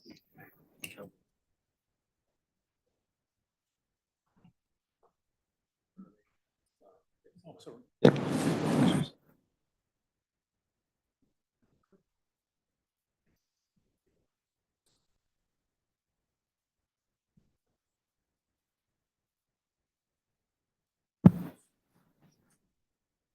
Thank you. 15th after Welcome Bay, again, IFF approval last week with 100% that IFF funding. Paper was put forward last week and approved. Start construction in July 25, and as per last week when we had a discussion on the bridge strengthening, we've got a review that is in place at the moment with Oricon and what that bridge strengthening looks like to better understand where that can come into the program, or even if it is actually required first of all as well. So work's going on that at the moment. I've shown obviously the cost there being an orange item, simply because of understanding what that would be. First indications was, although that we've got a $10 million bridge resilience fund, that paper is talking to a cost of approximately 16 million at the moment. So it's just an early warning or heads up. Connecting Mount Maunganui, which is the Hewletts Road sub-area. Current IBC recommends staged improvements to State Highway 2 and Hewletts Road corridor, and all the adjacent transport systems, and NZT running this with us at present with strategy and growth. But that's ticking through at the moment. Cost and time, again, I've just shown that as orange, simply because of how far away we are in actually delivering that with a PC up at June 34, 10 years away. Those are our top 5 projects. The other high profile projects that we have at the moment are Maunganui Road, which is Tui to Hull. TET has just finished a review with a good indication of 5 number principal contractors putting in pricing for that. We're just going through that at the moment, and we hope to award that in the next week. We are showing a red item on there at the moment on time. Early warning has been put in just with regards to that time, because we're trying to obviously finish that separable portion, which is separable portion 1 outside New World and Z at the same time as the skate park. With the delays that unfortunately we've had with this award and this procurement as we've come through, it looks like we can't actually deliver that at the same time as the skate park opening and the events that are going to be programmed in and around that area, which means that instead of actually starting separable portion 1, we can actually do separable portion 2 if we wanted to, but depends on the discussions that we have with the principal contractors as we bring them through the TET. But we'll work in with the skate park and the skate park with Kiwi Rail as well. It's quite critical that we try and do what we can to bring those two together. I mean, the tragedy would be to get the skate park completed and then it's not able to be used whilst we're still doing roadworks. Yeah, I don't think we ever would want to get to that position. We want to open that skate park, make it usable. We don't want to have fencing around it, and make the pedestrian crossing will obviously be in place. The skate park will be open, and on Tui to Hull section, there will be a section that we will be working on, but we don't necessarily want it to be in that vicinity while we're doing the events, etc. But we can reprogram that appropriately. Sorry, so just for clarity, the difference in timing is, I think the skate park was due to be open in April, so we're talking a month. Yeah, we're about a month out from that at the moment. Camera Road Stage 2, PC date has been scheduled for, it was the 29th of January. We've had to move that because we didn't agree with their current PC date. with the items that they had left to actually get complete. So we've moved that out to the 23rd of this month, which is this Friday. We've got a lessons learned that is booked in with the JV and all that were involved with the early stages and the delivery of the project with TCC this Thursday. So that's a day event that we're having to run through that. All that information will be taken forwards into the other key projects as well as those lessons learned become evidence. I'm still showing cost and time as being orange markers on this simply because the cost increase that we've had as well as the time that is just going out a little bit at the moment as we agree the deed of variation and we agree that PC date to get all of those works finally complete. Most of the works at the moment are culminating in some stormwater works down on 4th Ave, as well as some defects and some snagging, some barriers and things like that to go in, but they're all forming part of that PC requirement. Last but not least, Turakura Drive and the PT Hub, I've shown them all as green at the moment. We've got everything on schedule there, although that we've got to do some additional SIDRA modelling to take into account the 23 period as opposed to what it was modelled on in the 22 period. So we've got a construction start on August 24 this year. So I suppose there's no, in terms of risks and opportunities, there's no surprises around cost escalation and market capacity. We've obviously addressed what we think are the best mitigation measures we can put in place for those. But probably the last ones I want to bring your attention to is around the project funding. Obviously, we wait with interest for NZTA to put it at GPS, which apparently is in March. That has obviously a program for the next 3 years in terms of funding. What we've decided to do is put up a paper to the commissioners around all our projects in roading and the impact for each one of those and trying to decide some form of framework around if we get funding or don't get funding, what are the ranking priorities around that. And I was listening the other day, obviously the commissioners talked about arterial roads and the importance of that. So that's what we're going to try and link those two together. So we're aiming to bring that report to you in the next 4 weeks. To add to it. But essentially in terms of risks and opportunities, we're doing the best we can at this point in time. In terms of highlights, obviously Jason's project is front and centre. We put some pictures up here, but I think it's the two success stories of getting some positive feedback. And so it's nice to get those for everybody involved in those projects. And I don't think anybody dispute that road is significantly better than what it used to be. So anything you want to add, Jason? Not at this stage, other than those feedbacks are, front of mind and centre. It's everywhere I go is good feedback. I don't ever get to see anything negative that I get into discussions with. We do obviously have a few CCMs that come in that we have to deal with, but generally it's really good feedback. And then some other photos of some of the other construction work that's either in tow or been constructed, all in sort of high profile areas. Is there any particular ones you want to mention there, Jason? EI obviously at the top there with stage 1 and stage 2 being pretty much complete. Just really good indication for the area, what it's actually going to be bringing to that area. Phase 3, which is about to kick off, would just be another part to that, which would be great to be delivered. Carmichael Road, part of the LCLR delivery.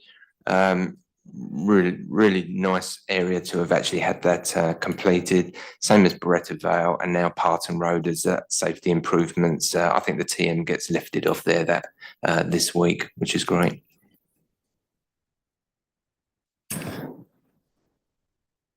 Stephen. Thanks for the presentation. It's great to see these projects coming to fruition, and Cameron Road, I think, would be the epitome, given all of the difficulties that project has had.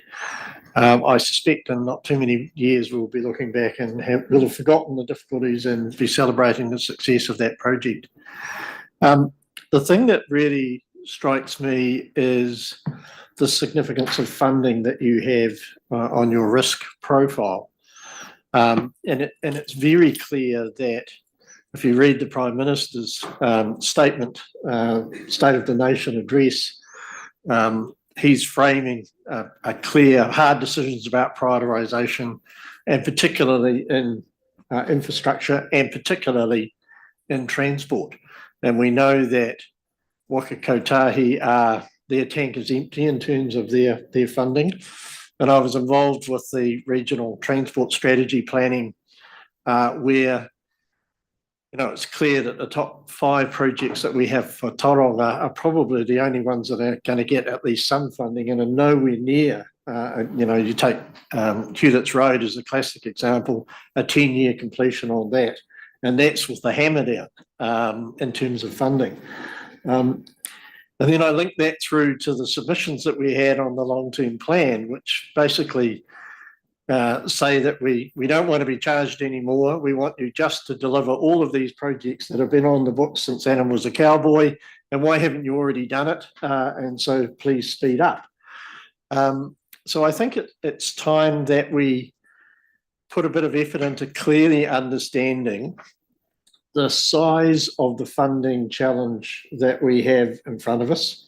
I know Nick has done some back of the envelope calculations for me, which indicate that over the next 10 years, we might have about $3.5 billion all going well in terms of transport planning, 350 million a year, transport funding coming through, and that's both state highway and local roads.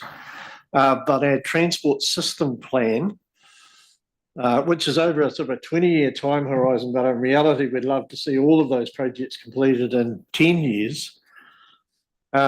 That comes to about $8 billion. And if you add in State Highway 29, there's another $2 billion there. So in round numbers, we're talking $10 billion worth of investment with a income stream or investment profile of around $3.5 billion. So that leaves us about a $6.5 billion gap.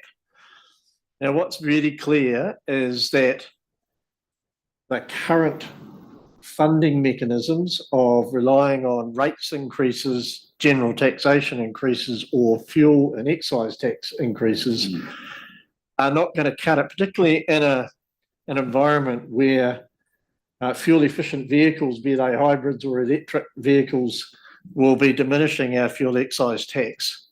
And the political acceptability of constantly rising increases is an enormous challenge. So I think, Chair, it would be worthwhile for the council to invest some time and money in identifying what we think is our funding gap. We have to make some projections of what we think likely revenue from the NLTF and other sources might be.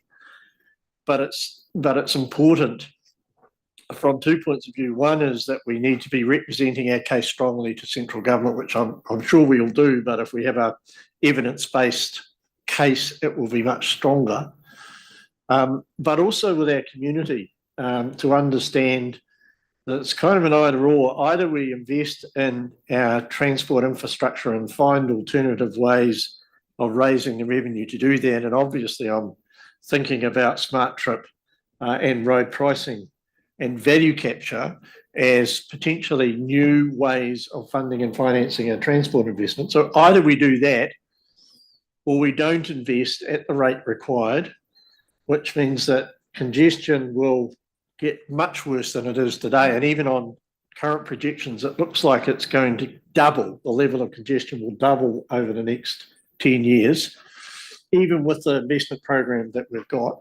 So either face that serious congestion and it's probably because we haven't invested in our transport infrastructure in a timely way, there'll be a whole bunch of land where we could be developing houses to bring down the cost, or at least contain the cost increase of the cost of houses, that we won't be able to do. So we'll end up paying in both congestion and therefore lack of productivity, and we'll end up paying with ever increasing house prices going through the roof. That's basically the choice in front of us, and it's really important that we have a grown-up and adult conversation with the community so that they understand the realities.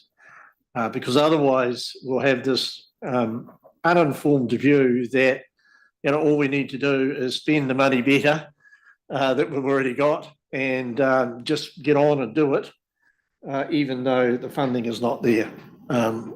So I don't quite know what's the best process, but I do think, certainly I had the experience when I was submitting to the regional transport strategy on the significance of this, that is even within the regional council world, the size of the challenge is not adequately recognised. And so we're just kind of constantly moving forward in the hope that something might change, but not actually doing anything to affect that change. So I think it's time for us to stand up and be counted on. So thanks for that commentary, and I think it's pretty timely because if you look at the submissions, forgetting whether they supported or not Smart Trip, whilst I think we've done a pretty good job convincing both governments of the need for those major transport investments, we clearly haven't done as good a job with our community understanding just what the needs are. And if you look at Auckland, you get the feeling that actually Aucklanders have a pretty good picture, their ratepayers have a pretty good picture of the hole that's there. And although their mayor is quite controversial, but I think he has adequately represented in a pretty comprehensive way the gap in funding right across the whole of Auckland's transport needs.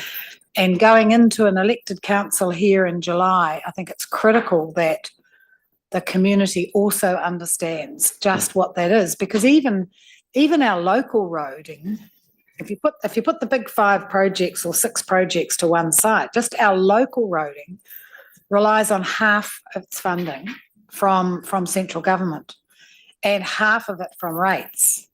So just to do the jobs that the community have indicated they want us to do, still the onus is still on the ratepayers to come up with half the funding, plus convincing government for the other half, and then competing. And I know in talking around the metro table with other metro councils, we're all competing with one another, and yet we all have the same growing populations and these massive needs. So you're right, it either comes from rates and taxes, or we find a better way to fund transport infrastructure. And that's why congestion charging and better contributions from tolling and managing the asset in a much better way have to be considered. And I think both governments, the previous government and the current government, came to that conclusion that petrol taxes are no longer going to be sufficient to fund the infrastructure. And we just can't be lurching from GPS to GPS, which is what I think the staff are facing.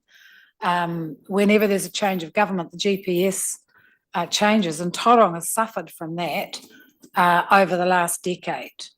So looking forward to the report, but I think what we're asking for is that the report sufficiently outlines the needs of the city from a transport point of view, within which we'll prioritise. But we can't be chucking everything backwards and forwards. There is still, whilst there might not be funding available that there has been for cycling and public transport and walking, those are still mode shift changes that are going to have to be made, because we're now a big city. We're not a provincial town, we're a big city. And so we have to be providing for those alternatives. So we're not going to chuck everything out with our accessible, the work that we've done in our, what are they called? Accessible area B and A and C, because those are still wants that the community have for recreation and different ways of travelling.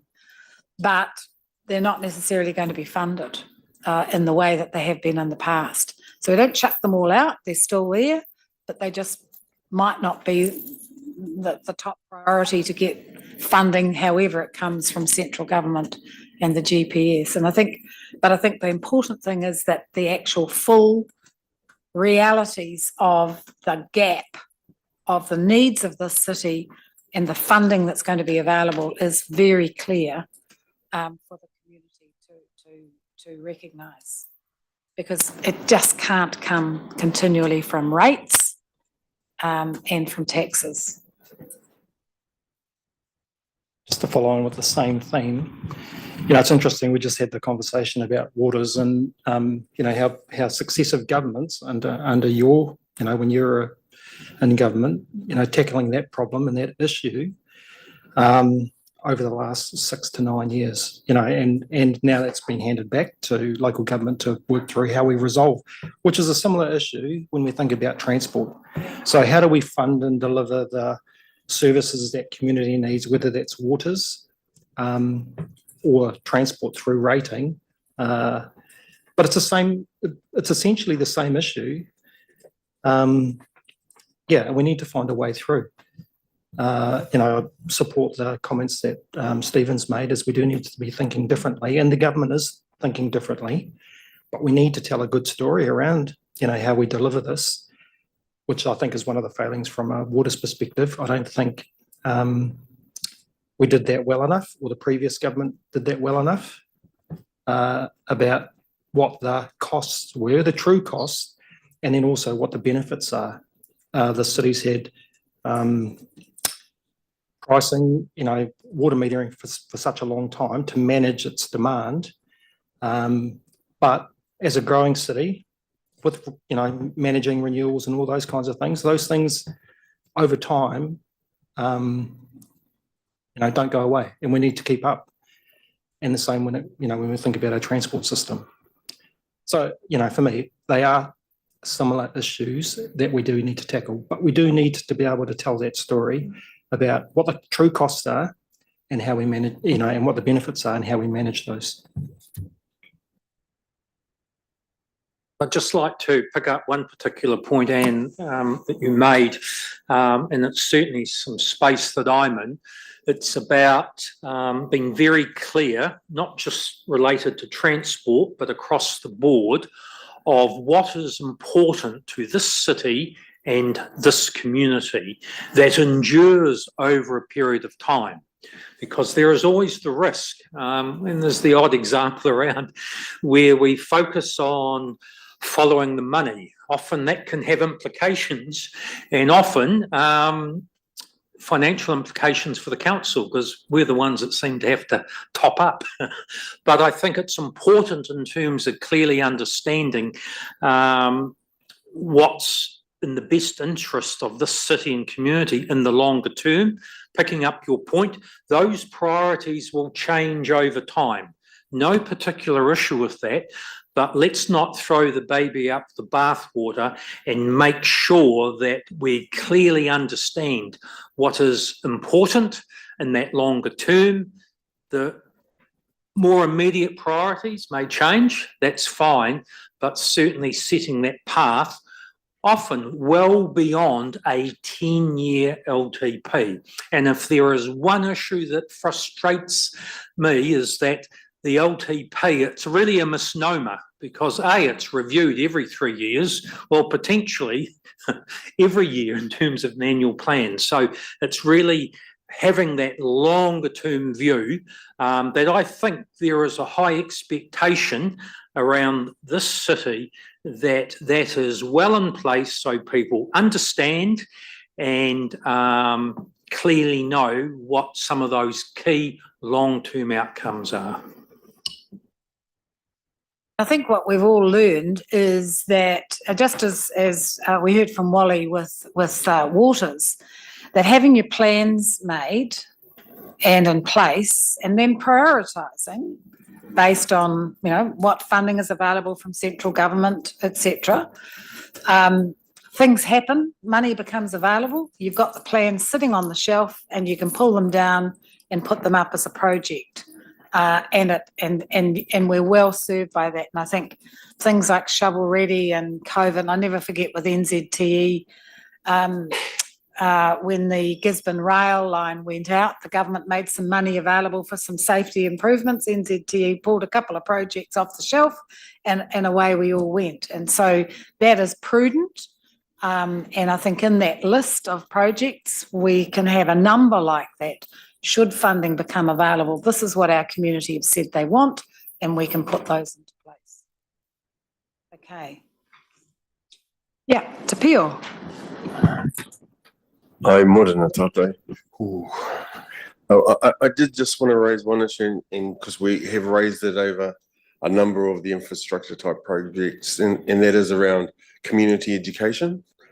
And for, you know, to bring them up to speed around with non-jargon technical issues, that what strikes me is probably one of the most effective ways of putting across your transport water is actually having better spatial mapping.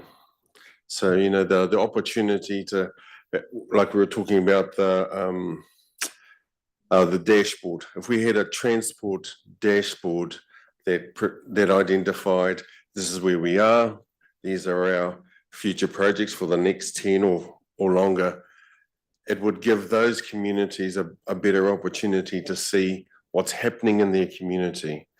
It would probably engage them more around participating in the annual plan, the LTP submission, processes. And all I'm really saying is that to encourage better community engagement, one of the tools that we can use or should be looking to use is the digital opportunity for those that have that connectivity, because it's to have a look at one map does away with reading all that. Kia ora. Right. All right. Anything else? Anything else? I think we've sort of let off steam. For all that, it's a pretty impressive. It's a pretty impressive update, and some of those projects. I mean, I'm worried when the Papamoa eastern infrastructure intersection happens. It's going to considerably alter the timing of along the TEL. We'll have two major disruptions along that TEL, but the long term will be much better. Nothing else? Thank you very much. Thank you. Need that's everything done. Yep. I think that's a really important update that comes to us. Thank you very much, everyone. I know it's takes a bit of time putting together, but it's a really good picture. And if you refer to our earlier graph on page 130, shows exactly that increase in capital expenditure from 179 million in the 2021 year through to the anticipated 367 million in the 23-24 year. Okay, so I need just a recommendation to receive the capital program 6-month update. Bill and Stephen, thank you very much. Any discussion?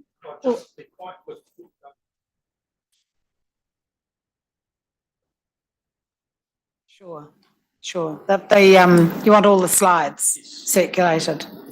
Well, they'll be part of the public record, so yep.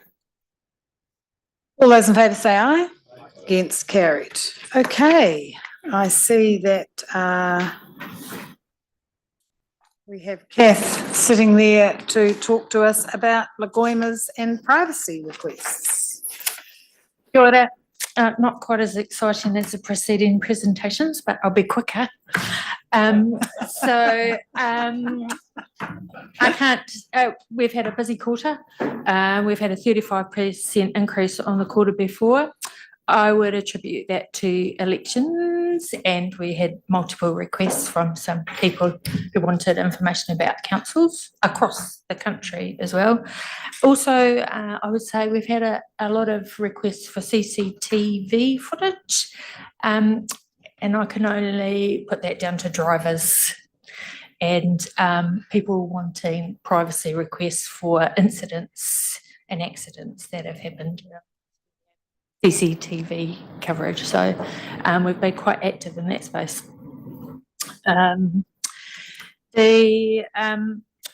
We're still, there's no real general trends. It's still individuals who have particular things that they are generally focused on. So we will get multiple requests from some of those people. And that's what the Goima and privacy requests are all about.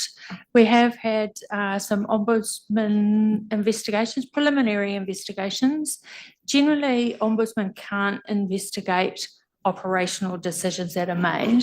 And we have one interesting one on at the moment where they have questioned the community consultation into the design of a transport project, as it was, which involved Wakakotahi and Western Bay Plenty and ourselves.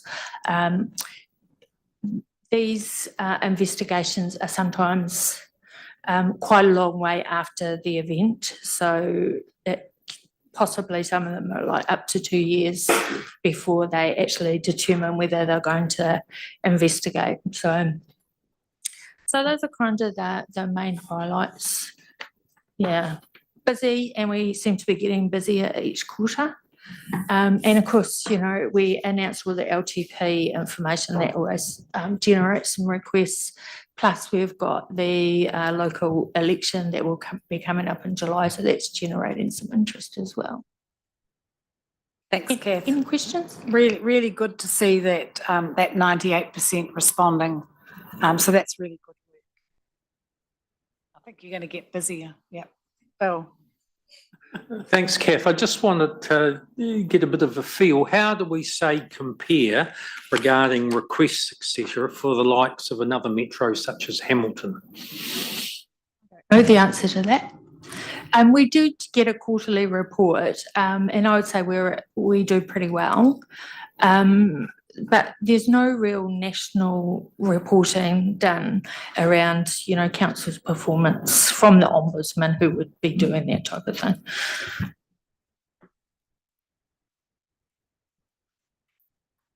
Thank you. Oh, Rohario, sorry. Morena tātou. Can you hear me okay? Yes. Okay.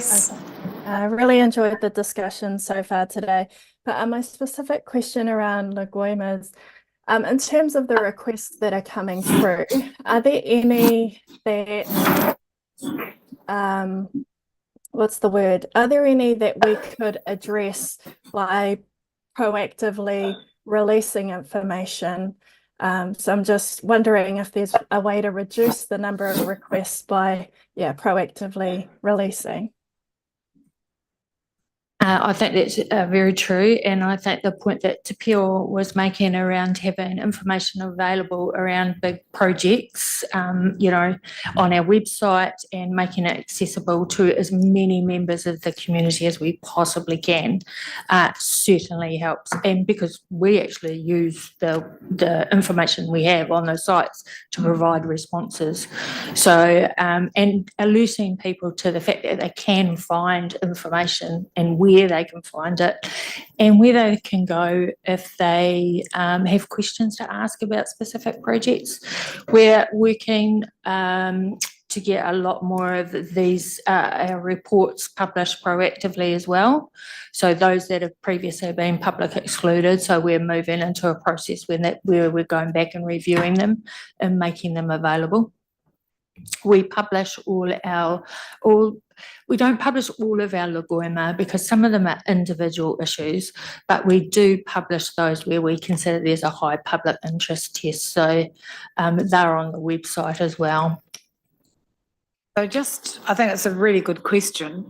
So where there's a big project and a lot of it, of the contractual stuff is done in public excluded, are you saying that once that's all underway, that much of that then can be made, and so you're going through that process? That's right. So there is a review date on each public excluded report, and we go back and review at that date to see that all those if it's contractual, obviously we need to be really careful, but all those specifications are met and it is able to be made public. Often that's the information that people It's are looking often for. How do they get to commercially that? sensitive Yeah. information too. And by the time we go back, it's public knowledge often, but it's still a process that we must do, and it's actually part of the legislation requirements that we have. So to Hariu's point and to Pio's point of good information, a lot of it is already there. It's just that people don't necessarily know where to find it, because all of this is filmed, all the documents are available online, but people don't know where to go and get them. And they won't be addressing. listening often to these No. meetings, which, are a niche interest. But people all go to websites, that's where you go first, right? Isn't it? You go to a website and you Google and it should lead you to, Cameron Road. And, it should have your meeting notes, your pictures, everything, reports. And it's really useful, and we often direct people to those places so they're not quite there with knowing that all this information is available. Actually. And then you've got to navigate through the websites, which is it's a trick. Chad. Yeah, I see just in the report there are 11 requests made by 2 or more people, multiple requests. And I do know that we charge, or supposed to be charging. How many of those have we been charging? We haven't, there's probably, in retrospect, one of these possibly should have been charged. We should have had a better look at that for the time that it took to actually complete the report. But we need to have the balance of public interest versus our resourcing issues and how long it takes. So we have to be very careful that we think about those things before we initiate a charge. So high public interest test would potentially get us some criticism from the Ombudsman. So it's a balancing act. And sometimes we do the work to figure out how much time it may take, and actually it takes longer. So, but have been able to do digital searches and things like that has kind of helped, but it's a lot of information that this organisation holds. You've got to go through page by page every document, so yeah, it's tricky. All right.